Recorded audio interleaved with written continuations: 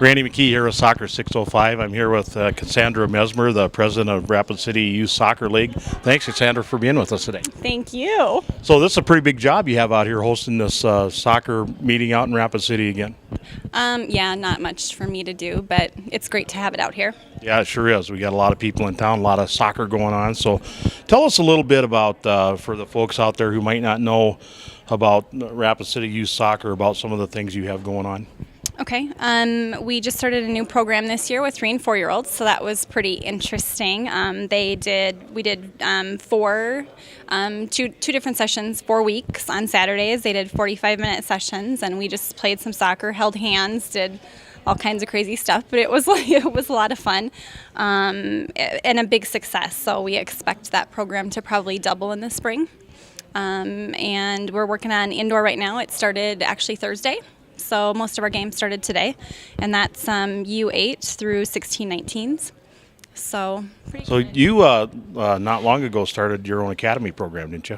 We did, yep. We piloted it 3 years ago, just with the U10s. Now we're U9 through U12, and we got over 200 kids. So it's great. Tremendous amount of success, and does it look to you like the quality of what the kids are getting is improved because of that?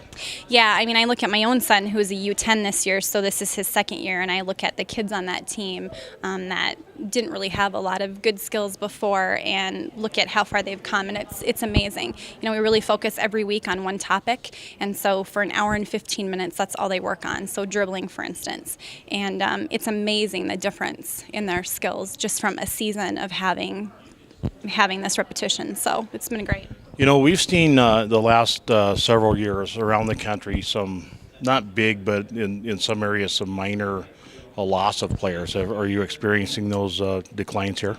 A little bit. It's mostly our U10 boys because they have started a tackle football league here a year ago.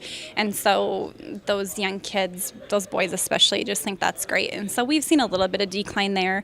Our numbers for indoor were up. We ran out of spots, so we turned almost 100 kids away. So our indoor could have been up almost 150 kids.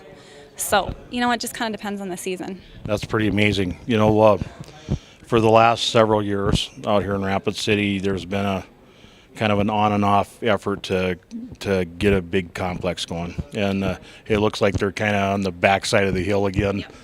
So what's going on with that? Can you tell us? You know, just a lot of nothing.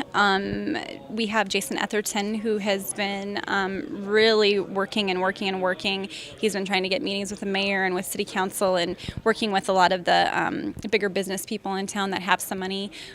We have support from a lot of the businesses and the hotels, but we don't have a lot of support out here from our city council, which really hurts us. So I don't know where it's going to go. We need something, but I don't know that we're going to get the beautiful $10 million complex that... Well, you know, the reality here is, you know, in Rapid City, there's a lot of really good organizations competing for that same dollar. And, you know, I guess what soccer doesn't get is going to go to somewhere worthy, but we'd sure rather see soccer get it. Right, yeah. Yeah. You know, one thing we've been noticing out in the eastern part of the state, you know, as you well know, and as most people here do, you know, they had a merger of all the soccer going on out in Sioux Falls. And, you know, out here in West River, they've tried that, and it just can't seem to happen. Do you think here in the near future you're going to be able to get the right groups of people together to accomplish that? That's a tricky question. I've sat in actually 2 sets over the years, groups that we've tried to get something going, and a year and a half ago we thought we were really, really close. We had everything from names to bylaws to everything really hashed out, and it looked really good, and then nothing happened.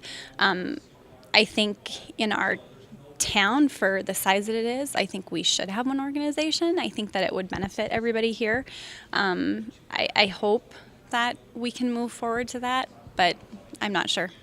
You know, it looks to me like when you see what's gone around the rest of the country, so much more has been accomplished through cooperation instead of competition. Yep, nope, you're right.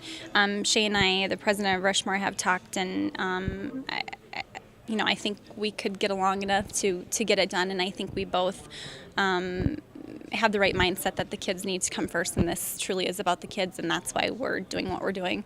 So I guess we'll see what happens. Cassandra, I'm really, I got to tell you, and I don't think I ever told you this before, but it's really fun watching you and your family, because your family reminds me so much of our family when our kids were little and Carol was involved in the presidency and I was coaching and our kids were playing, and you guys look like almost a carbon copy of us, but a lot smaller, not nearly as big around, and and at least for sure on Dana's part, a lot better looking too.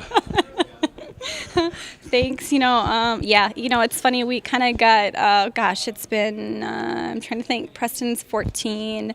So 10 years ago, Dana got roped into coaching U6, and we knew absolutely nothing about soccer whatsoever. We're from North Dakota, where they didn't play soccer. And now he's got his D license and loving coaching. And I've been on the board for 8 years, and we love it. We have 3 boys, and our youngest is 5. So we're in it for the long haul. That was always one of the greatest things for me, because all my colleague coaches had wives that were saying, not more soccer. And, I would come home, and I'm sure Dana does, and my wife was saying, well, don't you have something soccer you should be doing tonight? Yeah, it's pretty constant soccer at our house, and, it's what we love, and that's all right. Our boys love it, so that helps. And as long as they're doing it, we'll continue to support them and support the organizations and do what we can to help. So. Well, Cassandra, thanks for spending some time with us. And, I, for one, and everybody who knows your contribution, I'm speaking for them or expressing our gratitude for all you're doing for soccer. Thank you. I enjoy it.